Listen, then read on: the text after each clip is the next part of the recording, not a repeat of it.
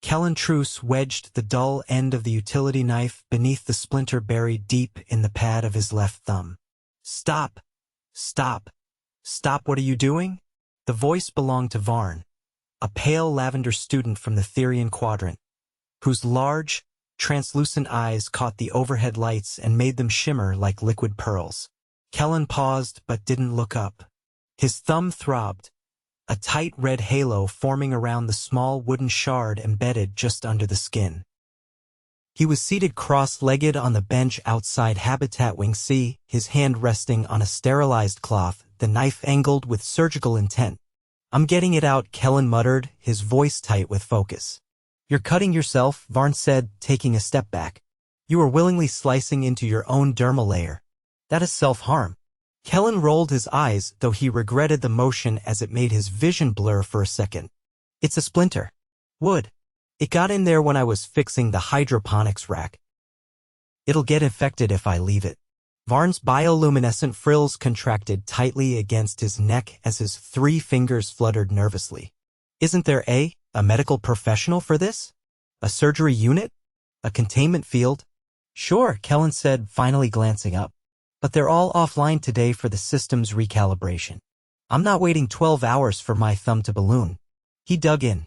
Varn turned a sickly gray-green and stumbled backward, bumping into Felian, another exchange student from the Siraxi cluster. Felian caught Varn by the shoulders, tilted his head, and then looked down at Kellen's hand. Is that blood? Felian asked. Kellen didn't answer. He was breathing through his teeth now, sweat dotting his forehead. The knife had punctured the skin, and a thin line of red welled up and slid down the side of his thumb. There it is, he muttered, angling the blade slightly. The tip of the splinter peeked through the torn skin, glistening darker than the blood around it. That's enough, Varn snapped. You were hemorrhaging. This qualifies as an emergency. Kellen grunted. It's a surface wound. I've had worse putting together IKEA furniture. Felian looked at Varn. What is IKEA? Some kind of human torture contraption, Varn muttered, still pale. Kellen grabbed a pair of tweezers from the small med kit he'd brought and pinched the edge of the splinter. He pulled. It slid out with a sticky reluctance, leaving behind a deeper cut than he'd expected. He dropped the shard beside him, wiped away the blood, and leaned back with a groan. Done. A small crowd had gathered during the ordeal, mostly alien students from the interspecies program. None of them spoke. Their expressions ranged from horror to open-mouthed confusion. Kellen looked around. What? Felian said, you disassembled part of your own hand. No, Kellen said, wrapping gauze around his thumb. I removed a foreign object from my skin. Happens all the time back home. You get a splinter, you pull it out. If you wait too long, it gets infected. Varn looked at him like he'd just confessed to eating his own cousin. But how did you know how deep to cut? How did you not pass out? I didn't go that deep, Kellen said. And I've had tetanus shots. I'm good. You do this regularly? Only when I need to, Kellen said. What do you guys do when you get a splinter? Felian blinked. We go to the extraction chamber. It uses microgravity and a magnetic field to levitate the particle out of the dermis. Kellen frowned. That sounds overly complicated. No, Felian said. It's painless. Kellen looked down at his bandaged thumb. It still throbbed, and he could already feel the bruising begin under the skin. Yeah, well, I guess I like knowing it's out. Varn turned away and dry heaved into a nearby disposal chute.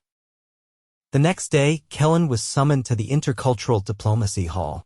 He arrived still favoring his left hand, the thumb wrapped in fresh gauze. The room was a sterile blend of glass and soft blue light, with a half-circle of alien faculty seated in elevated chairs. Dean Merrill, a sleek, amphibious creature from the Nixari system, motioned for Kellen to sit. Mr. Truce, Merrill said, his voice like rain on metal, you caused considerable distress to several students yesterday. I didn't mean to, Kellen said. I just had to get the splinter out. Yes, Merrill said.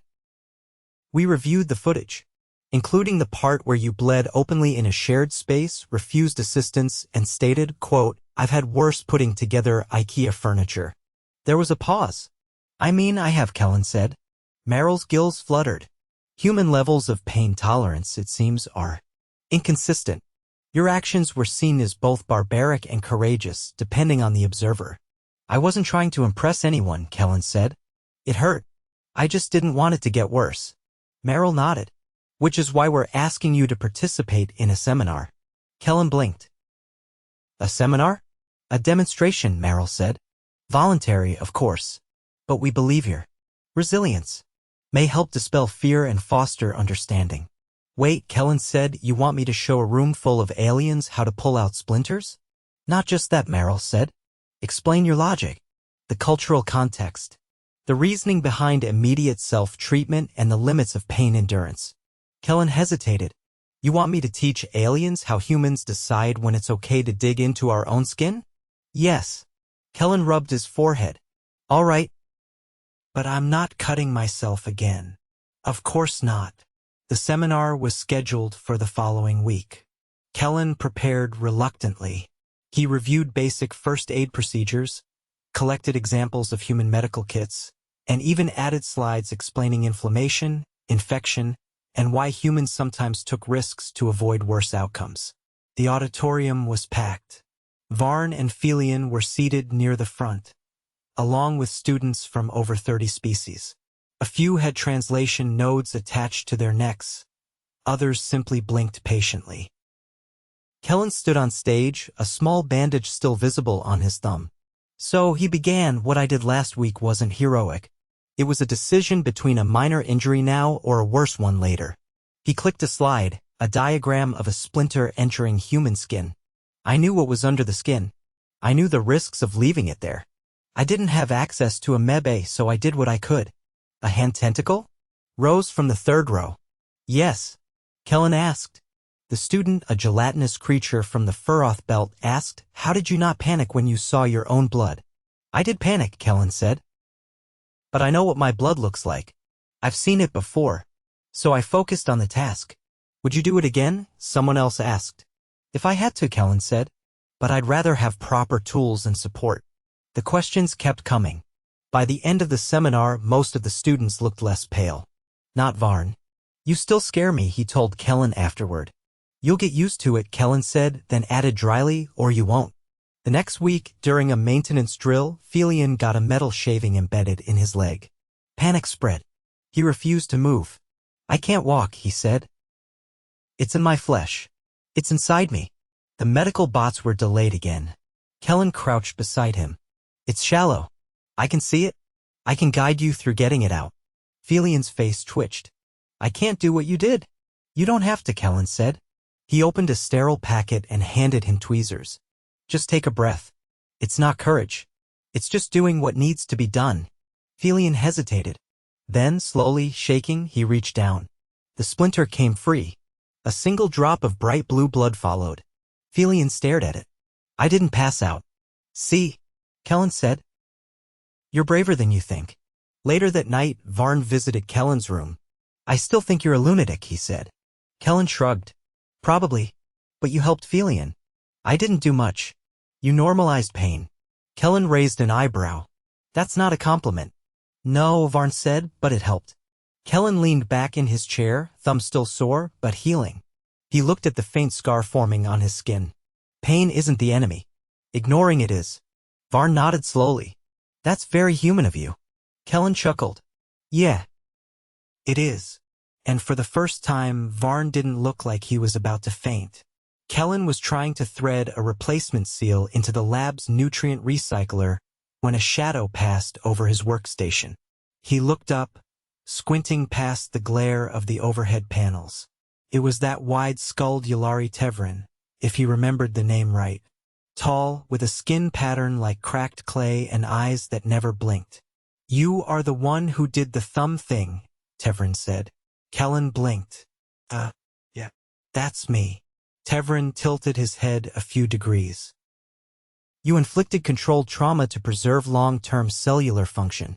Efficient. Messy. I prefer low-tech problem-solving, Kellen said, wiping grease off his palm. What's up? Tevrin extended a limb arm?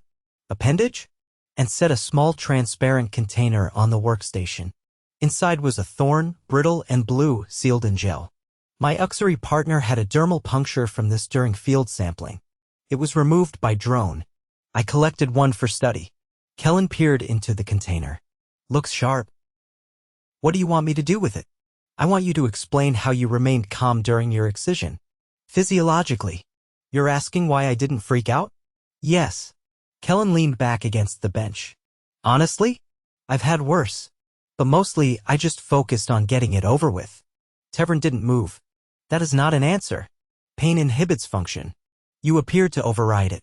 Pain's just a signal. Doesn't always mean something's seriously wrong. Tevrin processed that, eyes narrowing slightly. You disregarded a biological alert by choice. Sure. I mean, if I'd felt bones grinding or lost feeling in my fingers, I'd have stopped. But it was just a splinter. Surface level. Hurts, but not dangerous. Tevrin reached into his satchel and pulled out a slender rod with embedded sensors. May I test your nerve response threshold? You want to poke my arm with something? This device measures resistance to pressure and thermal variance. It is non-invasive. Kellen shrugged. Go ahead. Just avoid the elbow. I bumped it earlier. Tevrin touched the sensor to Kellen's forearm. The rod lit up in shades of amber and green. What does it say? Kellen asked. Your threshold is inconsistent. Elevated in some locations, below average in others. Your body does not distribute pain sensitivity uniformly. Yeah, that checks out. Paper cuts feel like death. Sprained my ankle once and didn't notice for 2 days. Tevrin stared. You walked on a damaged joint for 48 hours? Kellen nodded. Had to. I was hiking in the Rockies. No signal, no ride. Didn't have a choice. Tevrin retracted the device. That is alarming. Not really, Kellen said. You figure it out. Tape it up, walk funny, and focus on getting somewhere safe. Tevrin stood silently for a while, then said you would make a poor Yulari. We enter stasis if injury exceeds tolerance. You would remain awake. Functioning. Sounds relaxing, actually. Tevrin glanced around the room, then leaned in slightly. Do you intend to remove more things from yourself? I don't plan to, Kellen said, but I wouldn't rule it out. Notify me next time. I would like to observe the full process. I'll add you to the list, Kellen said, not entirely joking. A chime echoed from the hallway. Shift change. Students began filtering out from the adjacent labs, voices low, footfalls soft. As Kellen packed up his tools, he noticed a small figure waiting near the exit. Green, compact, with crystalline ridges along their brow. Not someone he recognized.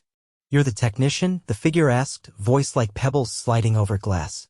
Depends, Kellen said. Am I being blamed for something? I need help with this. The student extended one hand, palm up. A sliver of metallic foil was embedded just under the translucent skin. Kellen whistled softly. That's deep. The drones are cued. And I have exams. You want me to get it out? I want you to explain how to do it. Kellen hesitated. What species are you? Drenari. Okay. Can you feel pressure normally? Yes. Bleeding? Minimal, if any. Kellen grabbed a small sterilized blade and a pair of tweezers from his kit. All right. Sit down. I'll walk you through it. The student perched carefully on an overturned crate. Kellen handed over a sterile wipe. Clean the surface. Get the area dry. You don't want grip slipping. The Drenari did so, hands steady. Now angle the blade shallow. You're not cutting deep. Just enough to breach the top layer. The student pressed gently, flinched, then paused. Keep breathing, Kellen said. It's okay if it stings. That means you're in the right spot. A few seconds passed. Then the foil tip surfaced. Good, Kellen said. Now tweezers. Pinch, steady pull. Don't jerk it. The sliver came free with a faint snap. The student stared at it. I did not expect that to work. Neither did I, honestly, Kellen admitted. But hey, you did great. The Drenari pressed a patch over the site and stood. That was efficient. Sometimes the simple way's enough. Later that evening, Kellen was stopped in the corridor by a trio of second-cycle researchers.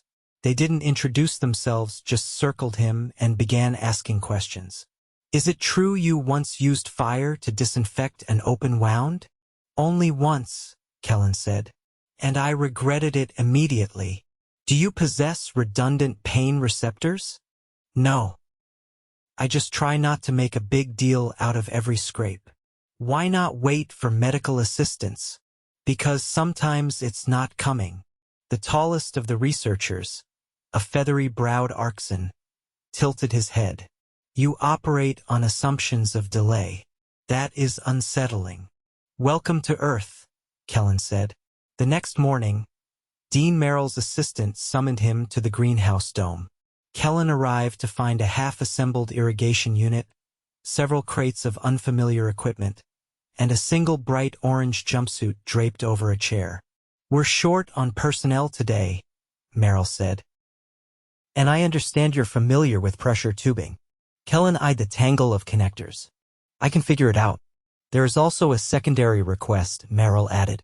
Some of the younger students have expressed interest in observing you during routine labor. Kellen squinted. You want me to be a live exhibit? They find your methodology instructive, particularly your tolerance for discomfort. I'm not a masochist, Kellen said, nor do we believe you are. But you possess a behavioral profile that is proving difficult to model. Because I pull out splinters. Because you treat adversity as a puzzle rather than a warning. Kellen pulled on the jumpsuit, zipped it halfway. Fine. But I'm charging double for every question that starts with, is it true you once? By midday, a group of 8 students had gathered under the canopy, seated cross-legged or coiled depending on physiology. Kellen knelt beside the irrigation unit, twisting valves and checking pressure seals. A faint hiss. One of the joints leaked. He reached into the crate for sealant tape, then yelped as a jagged edge sliced across the back of his knuckle. Thin line. Clean cut. Shallow. Still, the group collectively recoiled. It's fine, he muttered, sucking on the wound. Just a nick. It is bleeding, whispered a small, coral-colored student near the back. That's what skin does when it breaks. Will you cauterize it? What? No. I'm putting a bandage on it like a normal person. He cleaned the cut with antiseptic, wrapped it quickly, and returned to the seal. The students leaned in, murmuring. He did not flinch. He did not scold the equipment. He did not retreat. Kellen looked up from his work. You guys do realize humans don't like pain, right? Evidence suggests otherwise, said a student with reflective cheek plating. He tightened the last valve and stood. Listen, we don't enjoy it. We just don't always let it stop us. That's all. They watched him in silence, expressions unreadable. Then one of them raised a hand. May we request a demonstration of joint relocation? No, Kellen said. Another hand. What about frostbite mitigation? Still no. Accidental oral acid exposure? Where are you people getting these ideas? From behind them, Tevrin stepped forward. I compiled a list. Kellen stared at him. You need new hobbies. Tevrin's eyes gleamed. I have found one. The group nodded solemnly. Kellen sighed and picked up the wrench again. Fine. But if anyone asks me to dislocate my shoulder on purpose, I'm leaving. Someone raised a hand. No, Kellen said. Absolutely not. Kellen's face was half covered in soil, his jumpsuit streaked with rust-colored stains that hadn't been there an hour ago.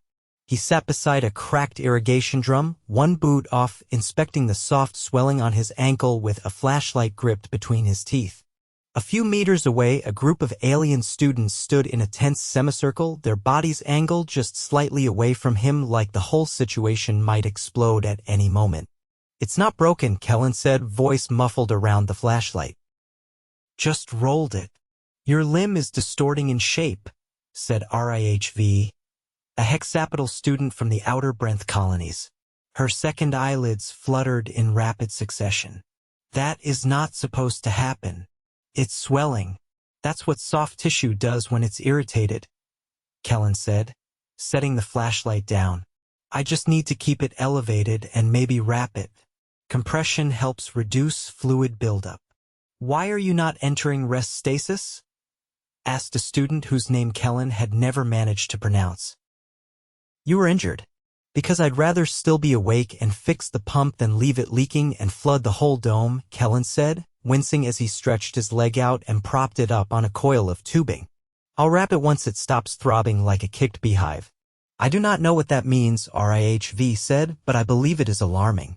It's fine, Kellen replied. It's just a sprain. He stopped. Actually, it doesn't matter what I've had. What matters is I know how to deal with it. Several of the onlookers exchanged glances. One of them, a tall, feathered being with a voice like rustling paper, stepped forward. I read your field notes from the seminar. You stated that humans often tolerate discomfort when it prevents larger complications. That's not inaccurate. Then explain, the feathered student said, crouching beside him, why you are not requesting medical intervention now. Kellen exhaled through his nose. Because the med staff's busy with the containment breach in Hydro Lab 3. And because this. He tapped his ankle lightly. This is manageable. It hurts, but I can work around it. I know the signs of real damage: numbness, inability to move the joint, sharp pain on passive rotation, and I'm not seeing any of that. So unless it starts turning purple or I can't walk in an hour, I'll deal with it here. You are triaging yourself, Rihv said slowly. Exactly. Several students crouched now, forming a ring. One held up a recorder. I did not authorize filming, Kellen said. It is for academic analysis only, the recorder replied. No external dissemination. Still weird, Kellen muttered, then leaned forward and began unrolling the fabric of his boot sock.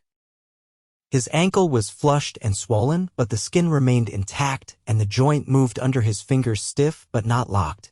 He reached into his kit, pulled out a roll of cohesive bandage wrapped brown, textured, and began wrapping from just above the foot toward his shin in overlapping layers. This helps keep the swelling down, he said.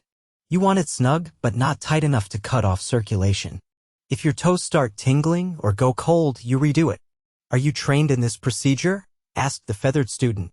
Enough to know what not to do. This is basic stuff. I learned it doing wilderness first aid back home. You prepare for the worst, hope for the best, and fix what you can. You are improvising treatment on a joint injury using cloth tape and instinct, said another student from the back, their voice a low, vibrating hum. I'm using experience, Kellen corrected. This isn't a gamble. It's a judgment call. Once the wrap was secure, he sat back, let his leg rest. One student tilted sideways, examining him from a different angle. You do not appear to be under duress. I am, Kellen said. It just doesn't help to act like it. Rihv leaned closer. I now understand why your species is categorized under adaptive resilient. You treat physiological warning signals as negotiable.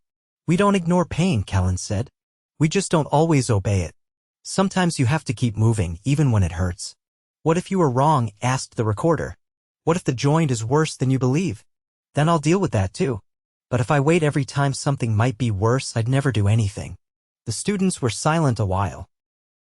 Then Rihv said, may I attempt the wrapping procedure on your other limb? No, she clicked her mandibles. I require practical reinforcement of the technique. Use a melon. I do not possess one. Then practice on someone else's leg who hasn't just twisted their ankle. Eventually, the group dispersed, murmuring softly. Kellen didn't miss the fact that several wore the same expression he'd seen during the Splinter incident, equal parts curiosity and disbelief, like someone watching a creature chew its own tail to escape a trap and somehow succeed. By evening, the swelling had stabilized, and Kellen limped his way to the common room with a makeshift cane fashioned from a broken broom handle and a clamp. He didn't ask where the clamp had come from. The room was unusually quiet. A few students glanced up from their monitors. One of them, a pale, scale-plated being named Esku, gestured toward the open seat beside him. You are ambulatory, Esku observed. Barely, Kellen said, sitting down carefully. What's the consensus? Am I reckless, durable, or just stupid? Your actions are inefficient but effective, Esku said. There is disagreement about whether this reflects individual variance or species-level traits. I'm not speaking for all humans, Kellen said. We've got folks who'd faint at a paper cut and folks who'd run marathons with a dislocated knee. Depends on the person. There is a growing interest in understanding the spectrum of your tolerances, Eska said. A few of us would like to run comparative tests if you are willing. I'm not getting poked with anything sharp. No sharp objects. Only exposure to controlled stimuli, heat, pressure, fatigue. That sounds like a spa day with worse lighting. Eska blinked slowly. Is that sarcasm? Probably. The door slid open then, and a short, fur-covered student entered, dragging a crate behind them. They stopped in front of Kellen and opened it to reveal several clear jars, each containing what looked like preserved biological specimens, mostly thorns, spines, and oddly shaped barbs. I brought samples, they said. We want to understand what kinds of foreign objects have the highest chance of inducing human self-extraction. Kellen stared. You want me to rank these? For research purposes only. I'm not pulling anything out of myself again. Agreed. Simulations only. He leaned forward, peering into the crate. All right, that one, he pointed at a jagged black spine. Looks like it had hurt going in but come out clean. That one, he pointed to a spiraled barb, is a nightmare. That shape would catch on muscle fibers. The student took notes furiously.